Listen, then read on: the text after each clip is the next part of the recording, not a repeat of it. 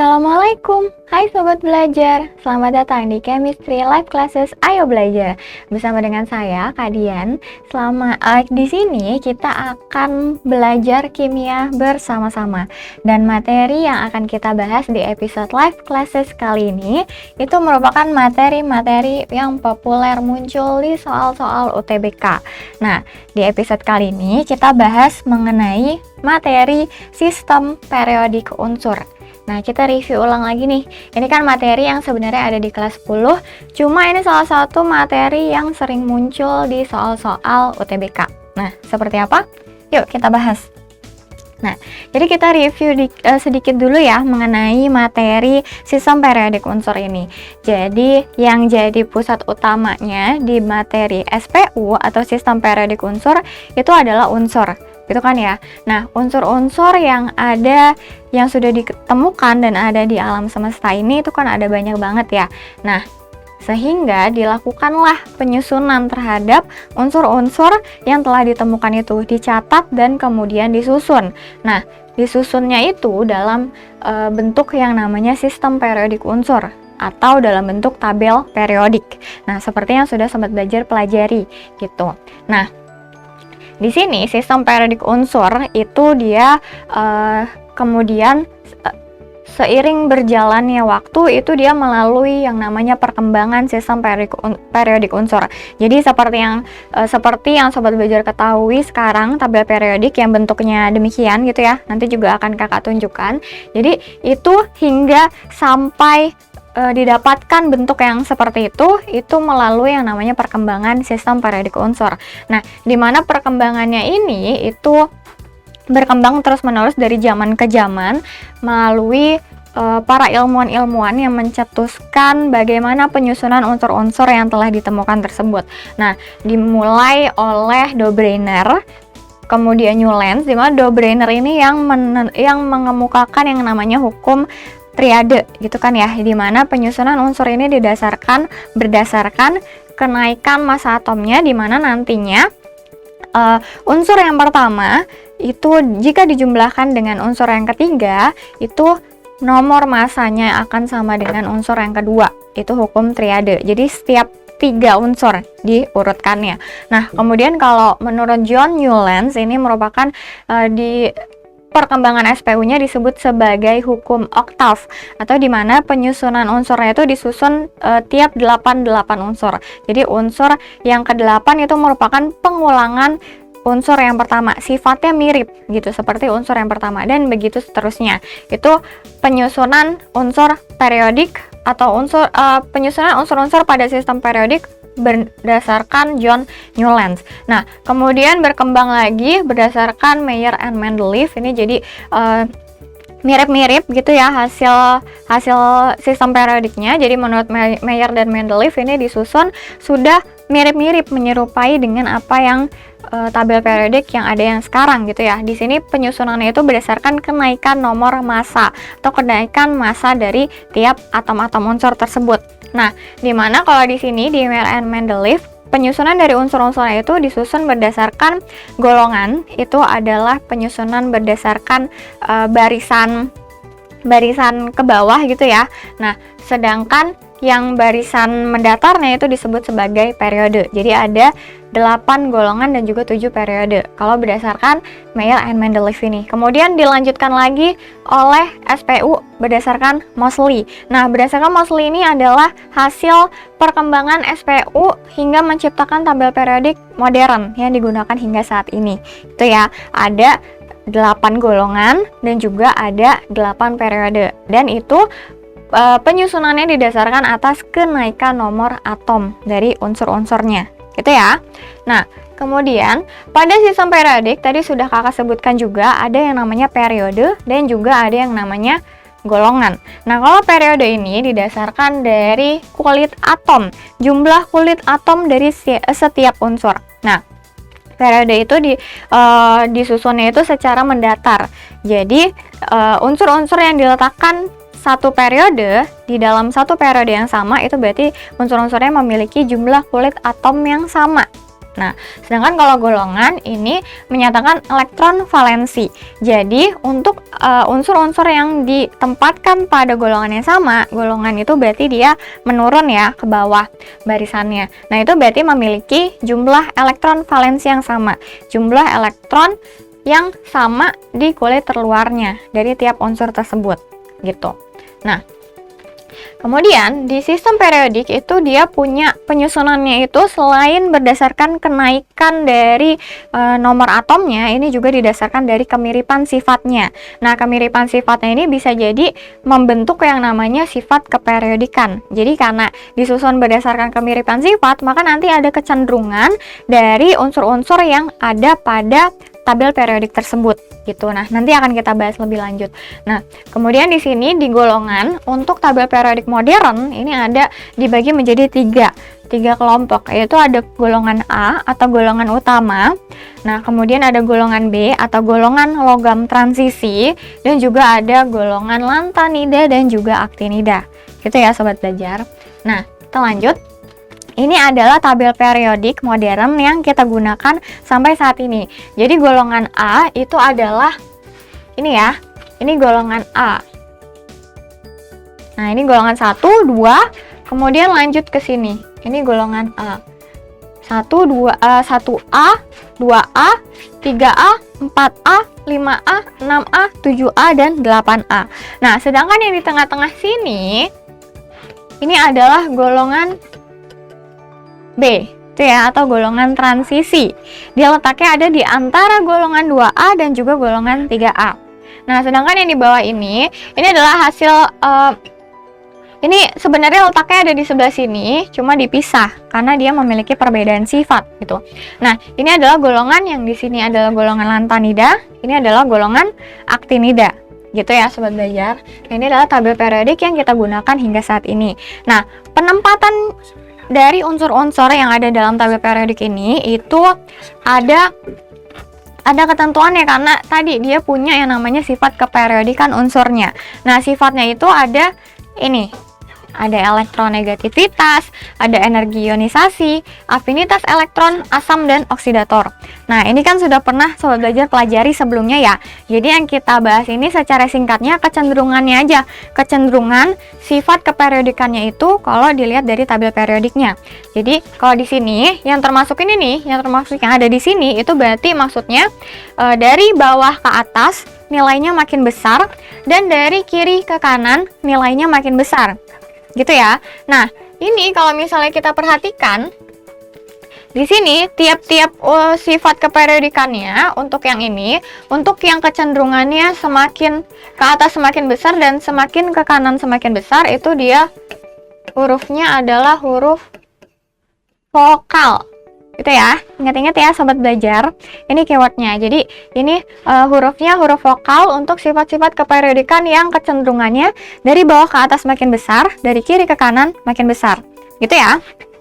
Nah, kalau yang satunya lagi, nah seperti ini berarti ada jari-jari atom, ada sifat basa, reduktor, dan juga logam. Ini kecenderungannya semakin ke bawah makin besar dan semakin ke kiri semakin besar.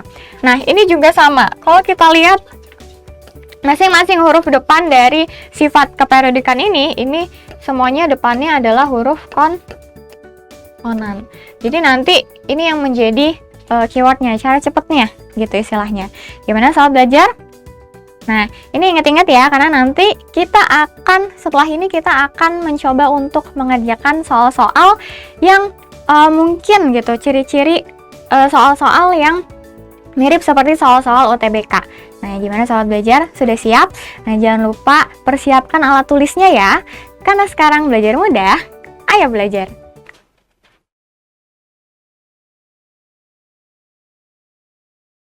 Mudah, ayo belajar! Oke, kita coba latihan soal jenis OTBK kimia yang berkaitan dengan materi sistem periodik unsur ya. Nah, di sini ada soal yang pertama. Nah, soal yang pertama, unsur berikut ini yang memiliki keelektronegatifan terbesar. Nah, unsur yang punya nilai elektronegatif paling besar. Berarti tadi keelektronegatifan kita lihat dari soalnya dulu. Jadi di sini keelektronegatifan tadi ini adalah salah satu sifat keperiodikan unsur ya. Jadi ini sifat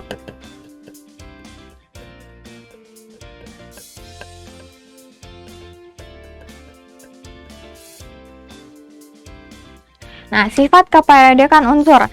Nah, yang mana? Jadi keelektronegatifan atau nama lainnya tadi elektronegativitas.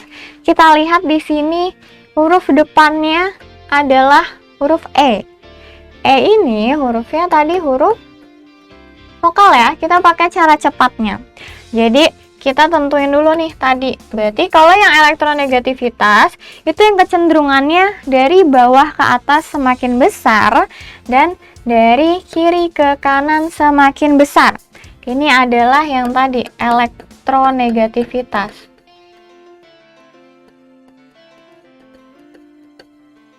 Gitu ya. Nah, berarti kita lihat dulu nih letak dari unsur-unsur yang diketahui di soal ini tadi. Nah, kita tentukan dulu dia letaknya ada di golongan berapa dan juga periode berapa. Nah, jadi di sini kita tentukan gimana caranya untuk menentukan golongan sama periode kalau diketahui konfigurasinya. Masih ingat nggak sobat belajar? Nah, jadi gini ya, kalau misalnya untuk menentukan golongannya, golongan itu tadi elektron valensi. Jadi kita hitung elektron valensi dari unsur tersebut, dari konfigurasi elektron ini ada berapa. Nah, elektron valensi berarti elektron yang ada di kulit terluarnya. Nah, di sini kulit terluarnya itu adalah kulit yang kedua. Itu ya, di kulit kedua ada 2 elektron di subkulit S, ada 5 elektron di subkulit P.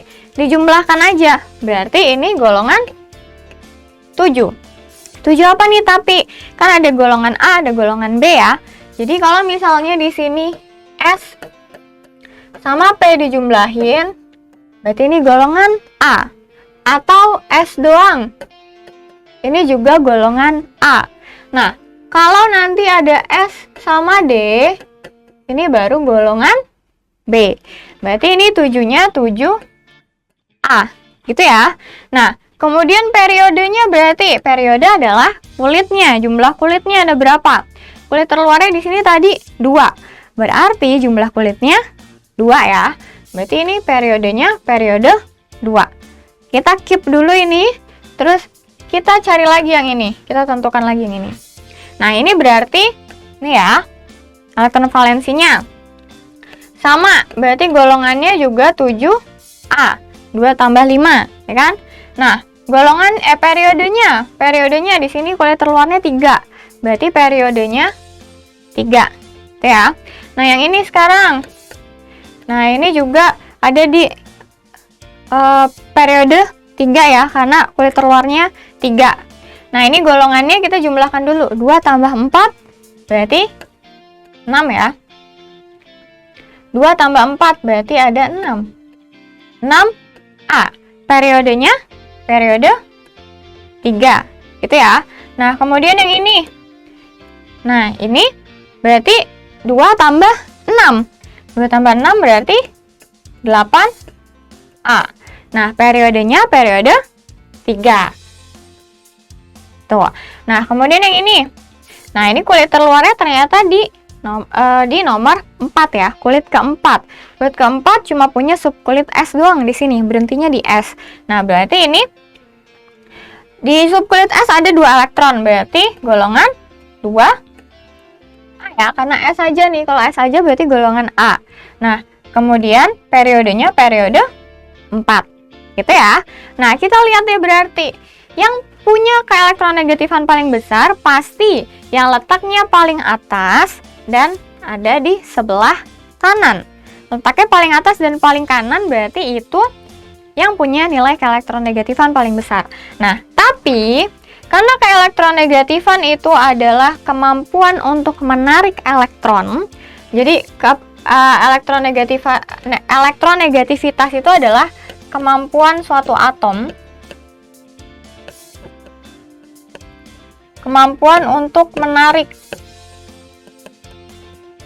Nah, kemampuan untuk menarik elektron, maka golongan 8A itu dia tidak punya nilai keelektronegatifan. Berarti yang 8A itu bukan ya, walaupun dia letaknya paling kanan, kan ya 1 sampai 8 gitu kan ya. Nah, walaupun letaknya paling kanan, tapi nilai keelektronegatifannya itu 0 atau nggak punya nilai keelektronegatifan. Kenapa? Karena golongan 8A atau gas mulia itu sudah stabil. Konfigurasi elektronnya sudah penuh gitu ya.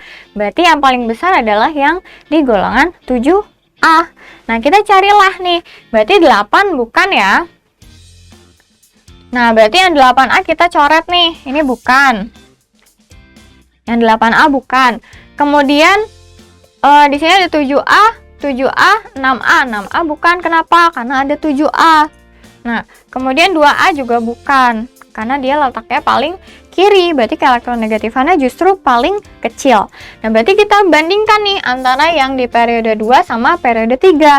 Semakin ke atas keelektronegatifannya makin besar. Berarti yang periodenya lebih di atas letaknya, berarti yang 2. Berarti jawabannya adalah yang A.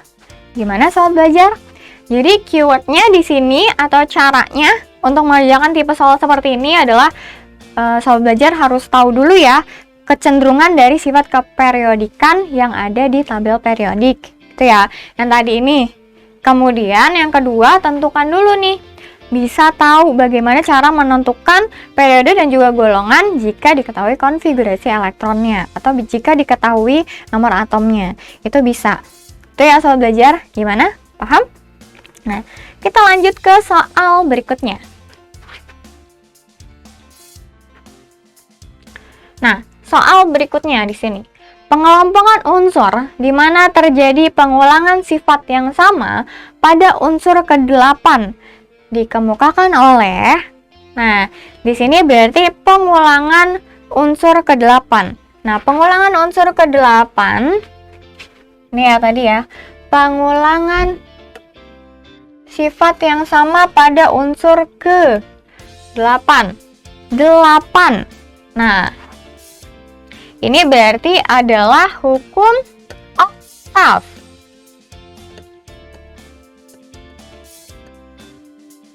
Nah, hukum oktav. Nah, kita lihat di sini ada Lavoisier. Kalau Lavoisier ini penggolongannya itu berdasarkan 4 kelompok besar. Itu ada gas, tanah, logam, dan juga non-logam.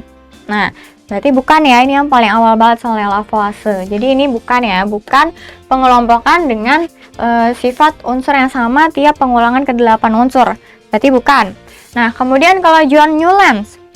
Nah, ini benar, hukum oktav itu dikemukakan oleh John Newlands. Berarti jawabannya adalah yang B ya. Tapi kita lihat dulu yang lainnya. Kita analisis dulu yang lainnya. Nah, Dobreiner. Nah, kalau Dobreiner ini dia menyatakan atau menyusun tabel periodik, sistem periodik itu berdasarkan yang namanya hukum triade.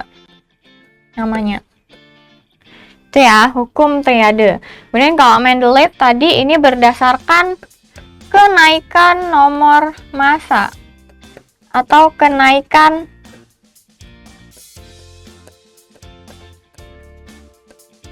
massa atom kalau Mendeleev. Nah, kemudian kalau Moseley, ini Moseley yang tabel periodik modern berdasarkan kenaikan nomor atom dan juga kemiripan sifat. Jadi jawaban yang tepat untuk ini yang tadi pengelompokan tiap unsur ke-8. 8 berarti ok. Nah, ini berarti hukum oktavnya dari John Newlands. Gitu ya. Gimana soal belajar? Paham? Nah, kita lanjut ke soal berikutnya ya.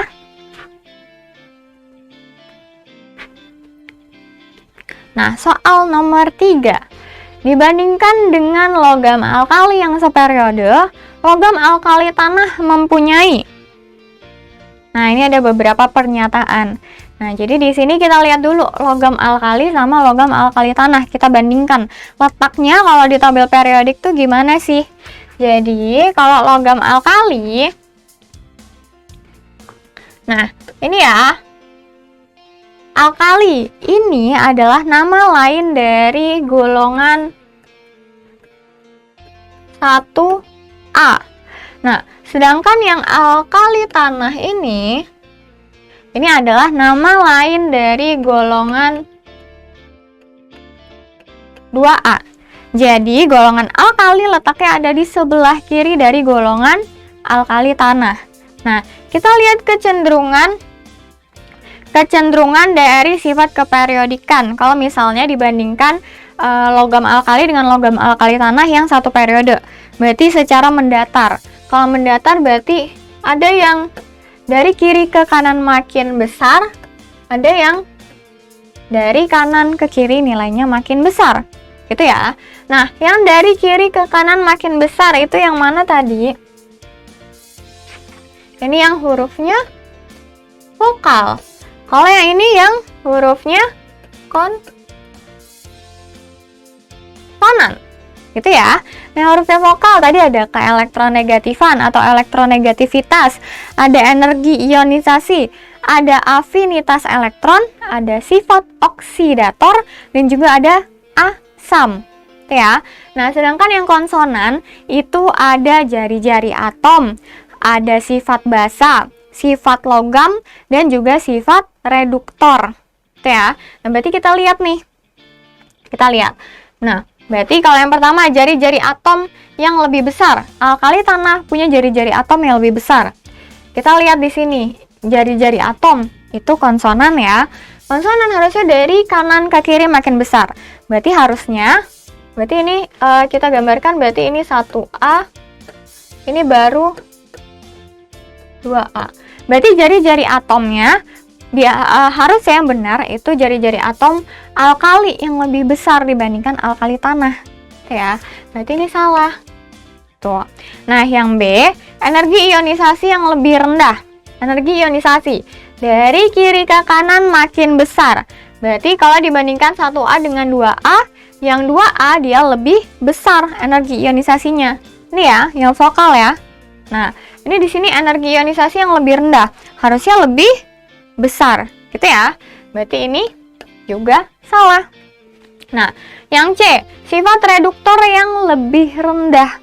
Sifat reduktor berarti itu konsonan. Reduktor dari kanan ke kiri dia semakin besar. Nah, benar nggak nih? Sifat reduktor lebih rendah. Berarti yang lebih besar sifat reduktornya adalah yang 1A. Berarti 2A-nya lebih kecil, lebih rendah. Berarti ini jawabannya benar, ya kan? Nah, kita cek dulu yang lainnya. Apakah benar itu jawabannya? Yang D, keelektronegatifan yang lebih kecil. Tadi keelektronegatifan itu intinya E-nya ini ya, elektronegativitas.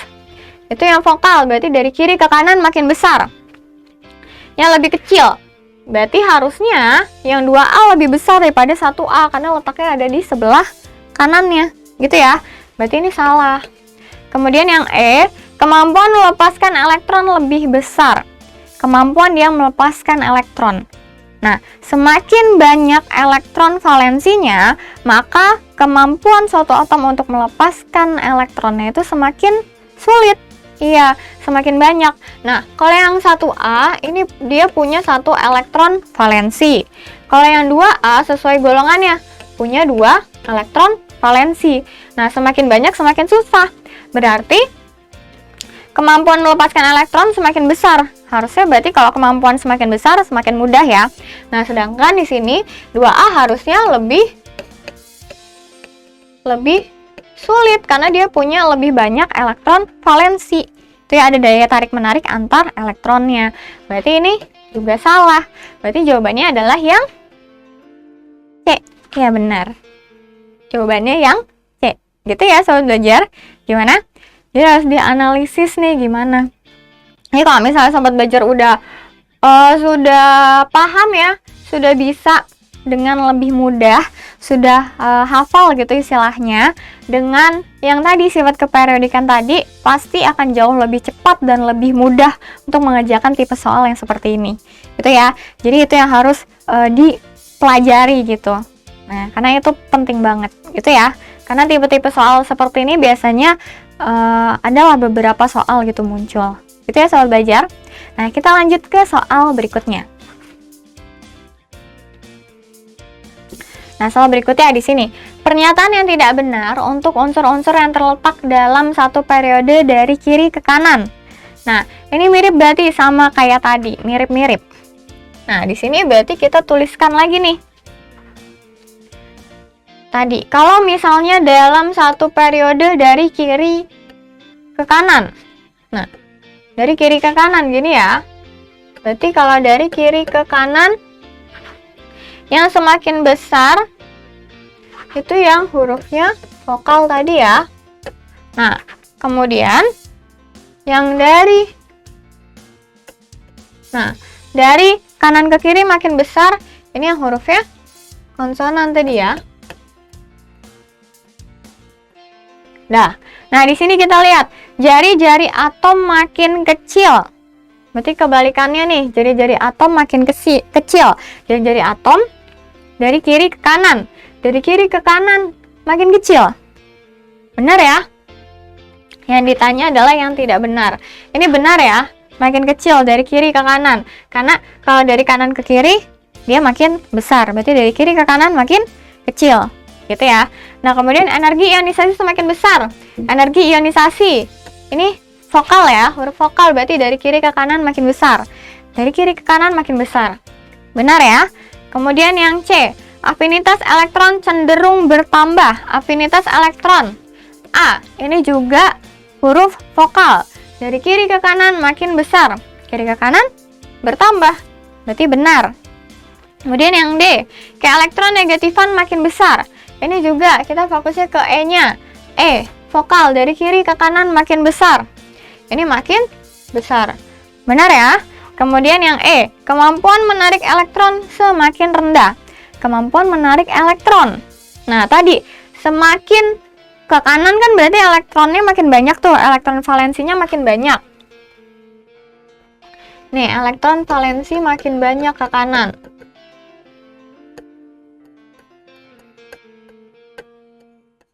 Ke kanan semakin banyak. Nah, kalau ke kanan semakin banyak, berarti kemampuan untuk menarik elektronnya semakin besar harusnya. Nah, kenapa semakin besar? Karena daya tarik-menarik antar elektronnya itu. Jadi lebih mudah untuk menarik elektron dibandingkan melepaskan elektron. Jadi yang ini jawabannya salah. Harusnya semakin besar kemampuan untuk menarik elektronnya. Jadi jawabannya adalah yang E. Gitu ya, jawabannya yang E. Oke? Lanjut.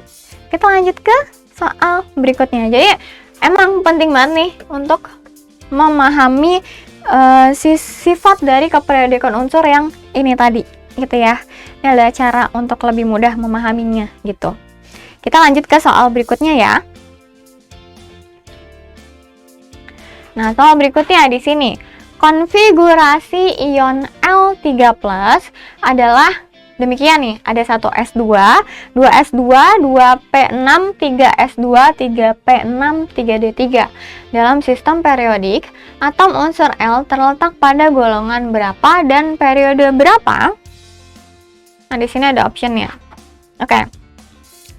Jadi di sini ada L3+ ya. Nah, L3+ itu konfigurasinya adalah demikian. Kita tuliskan dulu nih di sini.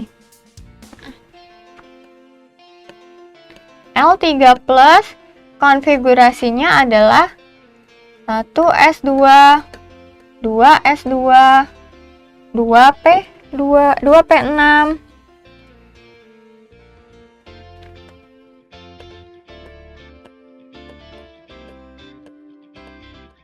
3s2, 3p6 dan juga 3d3. Nah, di sini bentuknya ion ya. Ini ion L3+. Kalau plus ionnya berarti dia melepaskan elektron. Melepaskan berapa elektron? Melepaskan 3 elektron berarti. Nah, berarti aslinya dia punya 3 elektron tambahan. Aslinya dia punya kelebihan 3 elektron. Gitu berarti kita tambahkan nih 3 elektron dari konfigurasinya ini. Nah, jadinya konfigurasi dari L 1s2, 2s2, 2p6, 3s2, 3p6 dari 3p ke 4s dulu. 4s2 dan 3d4. Karena berarti kelebihan 3 elektron. Nah, tapi kalau konfigurasi yang kayak gini ini unstable ya, tidak stabil. Nah, kenapa? Karena lebih stabil kalau misalnya yang D-nya ini dibuat setengah penuh dulu. Nah, kita buat setengah penuh dulu. Nah, gimana? Jadi kita tinggal pindahkan aja nih. Jadi konfigurasinya seperti ini. 1s2, 2s2, 2p6, 3s2, 3p6, 4s1 dan 3d5. Ini ya. Nah, jadinya inilah nih tadi elektron valensinya. Jadi, kita tentukan golongan sama periodenya dari elektron valensi dan juga kulit terluarnya. Nah, golongannya golongan berapa nih? Golongan berarti lihat elektron valensinya ya. Golongannya 1 ditambah dengan 5. Berarti ini golongan 6. Nah, tapi 6 apa? Nah, tadi di sini kalau F atau S dan P ini dia masuk ke golongan A. Nah, kalau S dan D ini berarti golongan B. Berarti ini di sini karena S sama D berhentinya berarti ini golongan B, 6B, dan periodenya kulit terluarnya. Angka yang paling besarnya adalah angka 4, berarti golongan periode 4. Berarti golongan 6B dan periode 4. Jawabannya adalah yang ini ya, 6B dan periode 4. Nah, gimana sahabat belajar? Paham? Jadi kalau misalnya ionnya positif, nih positif ya, berarti ini dia melepaskan. Tapi kalau misalnya ionnya negatif, berarti dia menangkap elektron. Gitu ya? Gampang kan? Nah, kita lanjut ke soal berikutnya ya. Ini catat dulu nih. Nah, kita lanjut ke soal berikutnya ya. Jadi harus tentukan dulu ini tadi konfigurasi dari keadaan unsurnya. Karena ini tadi masih dalam keadaan ionnya gitu. Karena yang ada di sistem periodik itu adalah unsurnya, bukan ionnya. Gitu ya. Ya. Kita lanjut ke soal berikutnya ya. Nah, ini adalah tipe soal sebab akibat. Nah, di sini unsur X dan Y dengan nomor atom masing-masing adalah 12 dan 24 terletak dalam satu golongan. Sebab unsur X dan Y mempunyai konfigurasi elektron terluar S2 dan P4. Nah, benar nggak nih? Pernyataan sama alasannya benar nggak? Nah, kita cari tahu ya. Berarti kita cari tahu dulu konfigurasinya. Nah, di sini ada X sama ada Y. X nomor atomnya 12, Y nomor atomnya 24. Nah, kita tuliskan di sini. 12 X.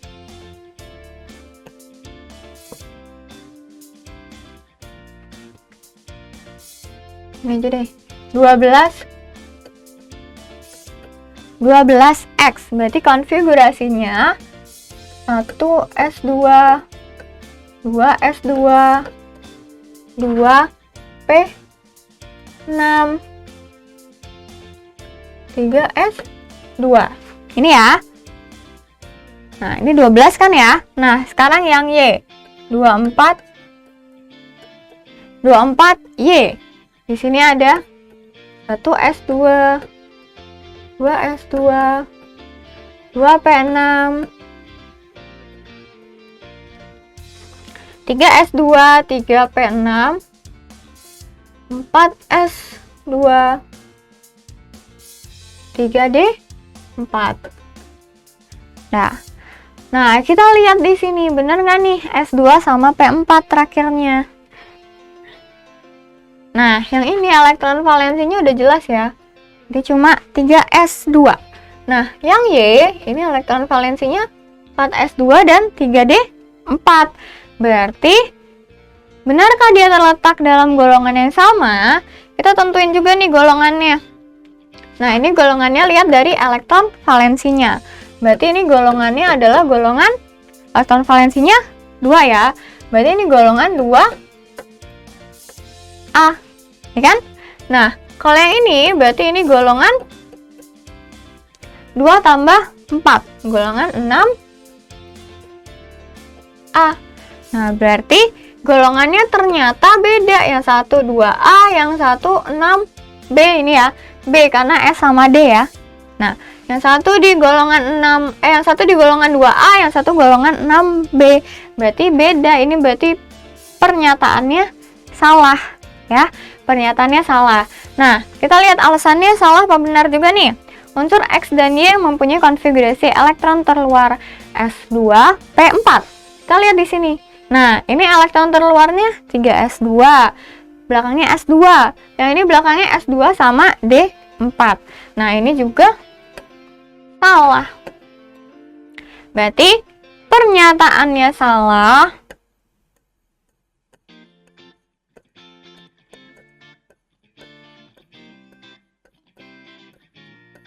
Kemudian alasannya juga salah. Nah, kalau pernyataan salah, alasan salah, ini optionnya berarti optionnya yang E ya. Gitu. Gimana sobat belajar? Paham? Nah, gampangan ya untuk menentukan golongan dan juga periode berdasarkan nomor atom. Jadi dari nomor atom dibuat dulu konfigurasi elektronnya, terus nanti dilihat elektron valensi sama kulit terluarnya. Nah, itulah yang dapat menentukan periode dan juga golongan dari suatu unsur. Gitu ya sobat belajar. Nah, ini dicatat dulu tadi ininya konfigurasi elektronnya. Kalau sudah, kita lanjut ke soal berikutnya. Oke?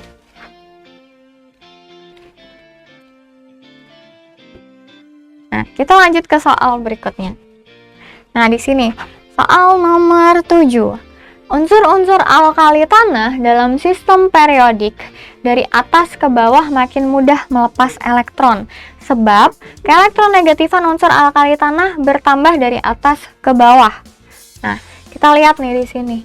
Unsur alkali tanah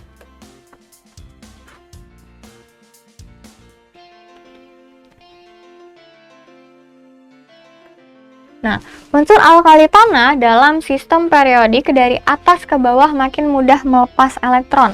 Dari atas ke bawah ya, makin mudah melepas elektron. Dari atas ke bawah. Sebab keelektronegatifan unsur alkali tanah bertambah dari atas ke bawah. Nah, kita lihat kecenderungan sistem tabel periodik yang tadi. Ini berarti makin mudah melepas elektron.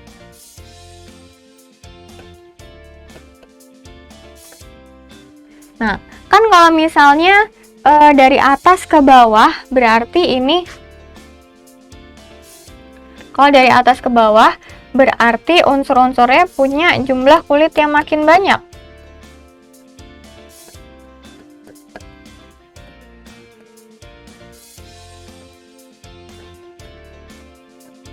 Nah, kalau jumlah kulitnya makin banyak, berarti ini jarak dari inti atom ke elektron di kulit terluarnya makin besar.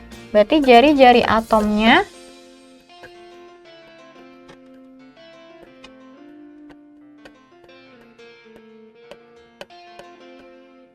Nah, kalau misalnya jaraknya makin besar, nah maka elektron di kulit terluarnya dia makin mudah lepas.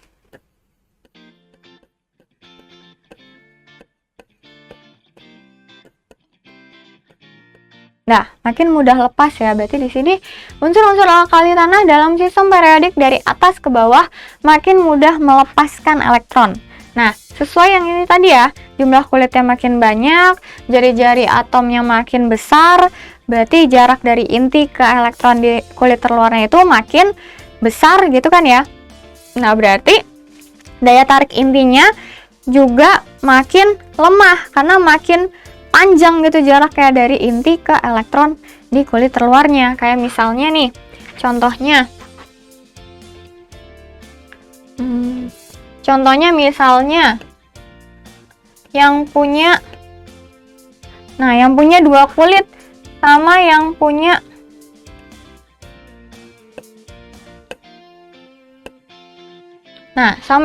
tiga kulit. Ini kalau misalnya kita lihat di sini, nah misalnya ini jari-jarinya sekian gitu kan ya. Nah, sama yang ini. Nah, dari gambar ini aja udah jelas nih bahwa yang kulitnya makin banyak, dia jari-jari atomnya makin panjang. Nah, kalau makin panjang, daya tarik inti atomnya itu dia makin lemah, makin sulit untuk menggapai yang paling luar karena dia makin panjang, makin banyak kulitnya. Itu jadi makin mudah elektronnya untuk lepas. Berarti yang ini benar. Kenapa? Karena ini tadi makin jari-jari atomnya makin besar, makin mudah untuk melepaskan elektron.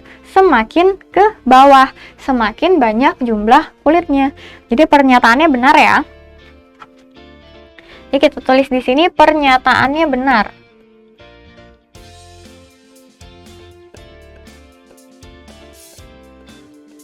Nah, kita lihat alasannya.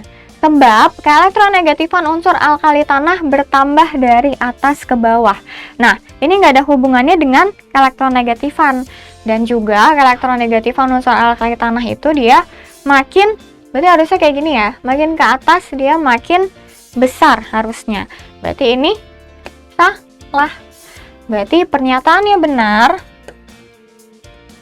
alasannya salah. Nah, kalau pernyataan benar, alasan salah, berarti ini optionnya adalah option yang C. Gitu ya. Gimana soal belajar? Paham? Nah, jadi harus dihubungkan juga ke sifat keperiodikannya. Gitu ya. Nah, kita lanjut ke soal berikutnya. Nah, soal berikutnya di sini nomor 8. Unsur mangan dengan nomor atom 25.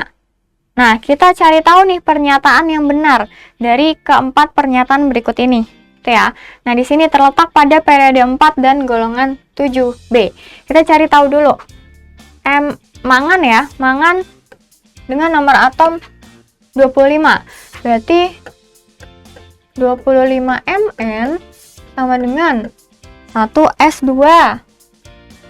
2S2, 2P6, 3S2, 3P6, 4S2, 3D5.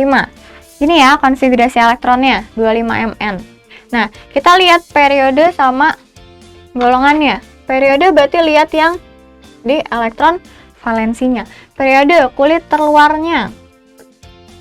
Periode angka paling besarnya itu adalah 4. Berarti periode 4. Nah, golongannya kita jumlahkan 2 sama 5, 7.